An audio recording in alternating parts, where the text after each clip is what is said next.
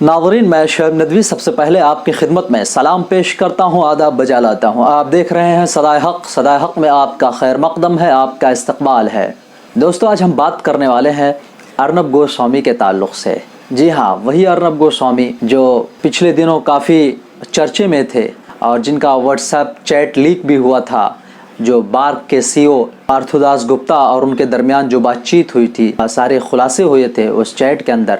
5 माह कबल मैंने एक वीडियो इस पे बनाई थी। आपसे एक दरख्वास्त करूंगा कि अगर आप फर्स्ट टाइम हमारे चैनल पे आए हैं तो प्लीज़ आप हमारे चैनल को सब्सक्राइब करें, लाइक करें, कमेंट्स करें, शेयर करना ना भूलें। आप हमारे साथ बने रहिए।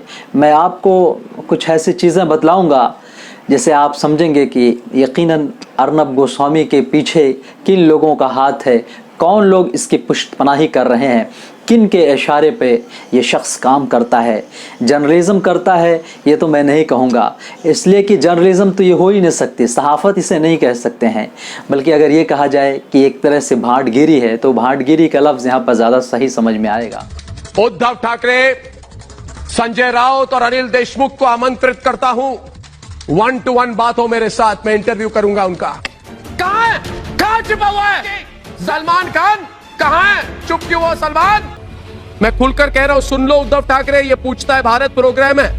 बैरकैफ टीआरपी टेलीविजन रेटिंग पॉइंट, जिस भी टेलीविज़न को ज़्यादा देखा जाएगा, ज़्यादा लोग पसंद करेंगे, ज़्यादा देखेंगे, तो उसका उसी तरह से उसकी रेटिंग पॉइंट बार्क की तरफ से दिया जाता है। बार्क ये ब्रॉडकास्ट ऑडियंस रिसर्च काउंसिल हुआ करती है। अर्नब गोस्वामी ने सन 2017 और 18 के दरमियान, जून 2017 से मार्च 2018 के दरमियान, जो उस वक्त के सीईओ थे पार्थोदास गुप्ता, उसके दरमियान ज़बरदस्त तालमेल थी।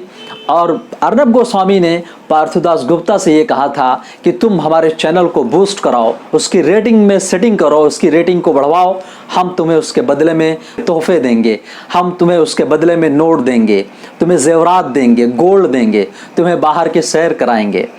पार्थोदास गुप्ता ये सब करने के लिए तैयार हो गए और उन्होंने ज़बरदस्त तरीके से अर्नब गोस्वामी की मदद की, रिपब्लिक टीवी चैनल को नंबर 1 पे पहुंचा दिया, जिसकी वजह से टाइम्स नाउ का ज़बरदस्त नुकसान हुआ था। 431 करोड़ रुपए का नुकसान टाइम्स नाउ का हुआ था जब अर्नब गोस्वामी का रिपब्लिक टीवी सेटिंग के जरिए, टीआरपी स्कैम के जरिए से फर्स्ट पोजीशन, फर्स्ट रैंक हासिल कर लिया। उसकी वजह से टाइम्स नाउ को काफ़ी नुकसान हुआ था। 420 का इसके ऊपर मुकदमा होना चाहिए। बहरहाल, खुशी की बात यह है कि 2 दिन पहले 22 जून को मुंबई पुलिस ने जो सप्लीमेंट्री चार्जशीट फाइल की है, उसके अंदर अर्नब गोस्वामी को भी मुल्जिम बना लिया है। 20 से ज़ायद लोग इसके अंदर मुल्जिम हैं। कई लोग अब तक अंदर हैं और कई लोगों को जमानत पर रिहा कर दिया गया है। लेकिन अभी जो 22 तारीख को जो चार्जशीट अदालत में पेश की गई है मुंबई पुलिस की तरफ से, उसके अंदर अर्नब गोस्वामी समेत 5 लोगों के जो रिपब्लिक टीवी में काम करते हैं उसका नाम उसमें शामिल है। तो बहुत मुमकिन है कि अर्नब गोस्वामी को फिर से सलाखों के पीछे जाना पड़े। आपको याद होगा एक बार अर्नब गोस्वामी अन्वय नायक मामले में जिस खूबसूरत स्टूडियो के अंदर ये बैठ करके अपने पूछता है भारत के नाम से, नेशन वांट्स टू नो के नाम से शो करता है, टॉक शो रखता है, उसका इंटीरियर डिज़ाइनर जो शख्स था अन्वय नायक, उसका 3 से 4 करोड़ रुपया तकरीबन इस शख्स ने हड़प कर लिया था, जिसका सदमा वो शख्स बर्दाश्त ना करते हुए इस दुनिया से अपनी माँ के साथ चला गया।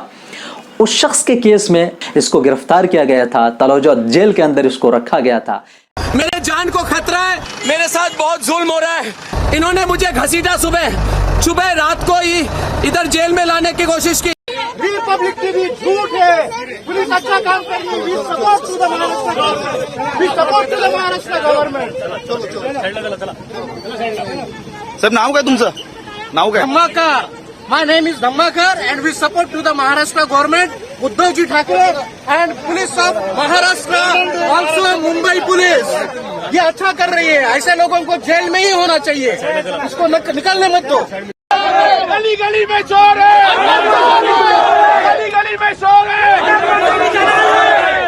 बाद में सुप्रीम कोर्ट के जरिए से इसकी रिहाई अमल में आती है और सुप्रीम कोर्ट ने यह कहा था पर्सनल लिबर्टी का मामला है, जर्नलिस्ट की शख्सी आज़ादी का मामला है, किसी शख्स को भी उसकी शख्सी आज़ादी छीनी नहीं जा सकती है। बहरहाल पर्सनल लिबर्टी की अगर हम बात करें तो सिद्दीक कप्पन भी है, जो 7 महीनों से पड़ा हुआ वो शख्स है, वो भी एक सहाफ़ी है, जर्नलिस्ट है। न जाने कितने ऐसे लोग हैं जिनकी पर्सनल लिबर्टी का सवाल होता है। बहरहाल मैं उस बहस में भी नहीं जाऊँगा, आप हमारे साथ बने रहिएगा। हम आपको बतलाएंगे कि क्या ये मुमकिन है कि अर्नब गोस्वामी इस मामले में भी उसको जेल जानी पड़ेगी, क्या ऐसा मुमकिन है, या इस शख्स पे हाथ डालना इतना आसान काम नहीं है। तो मैं जहाँ तक समझता हूँ कि एक शख्स को यकीनन जेल होनी चाहिए, क्योंकि इस शख्स ने जिस तरह से टीआरपी स्कैम में टीआरपी को बढ़वाया था पार्थुदास गुप्ता के ज़रिए से, यकीनन इसको इस केस के अंदर जेल होनी चाहिए। लेकिन क्या उसको जेल होगी, ये एक बड़ा सवाल है। जेल होना इतना आसान काम नहीं है। अर्नब गोस्वामी को वापस से अरेस्ट करके जेल में डालना इतना आसान काम नहीं है, इसलिए कि अर्नब गोस्वामी के ऊपर जिन लोगों की पुष्टपनाही हासिल है वो आज बरसरे इक़्तिदार हैं। बरसरे इक़्तिदार का ये लाडला और चहेता पत्रकार है। अब आप हमारे अर्नब को ही देख लीजिए, उसका टीवी शो देख लीजिए, जो इतनी लंबी चौड़ी विंडो बनाकर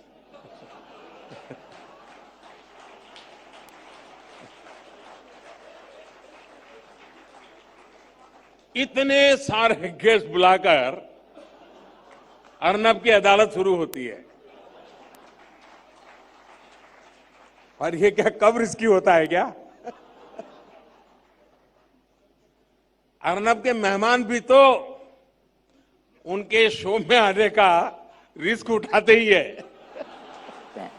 बहरहाल हमें इंतज़ार करना होगा, देखते हैं आगे होता है क्या। चार्जशीट फाइल हो गई है, बहुत मुमकिन है, हो भी सकता है कि महाराष्ट्र गवर्नमेंट के ज़रिए से इसको पनिशमेंट की जाए, इसको सज़ा दी जाए और इसको सलाखों के पीछे डाला जाए और इसकी काली करतूतों को लोगों के सामने लाया जाए।